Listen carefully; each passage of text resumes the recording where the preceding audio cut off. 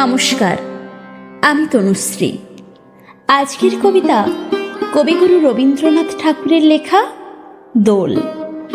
কবিতাটি ভালো লাগলে চ্যানেলটি সাবস্ক্রাইব করে পাশে থাকবেন। আলোক রসে মাতাল রাতে বাজিল কার বেনু, দোলের হাওয়া সহসা মাতে ছড়ায় ফুল রেণু। অমল রুচি মেঘের তলে আনিল ডাকি গগন তলে, উদাস হয়ে ওরা যে চলে শূন্যে চড়া ধেনু। দোলের নাচে সে বুঝি আছে অমরাবতীপুরে, বাজাই বেনু বুকের কাছে বাজাই বেনু দূরে।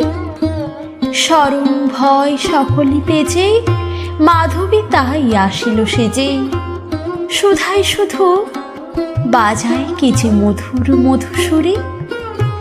গগনে শুনি একই এ কথা, কাননে কি যে দেখি, একি মিলন চঞ্চলতা বিরহ ব্যথা একই।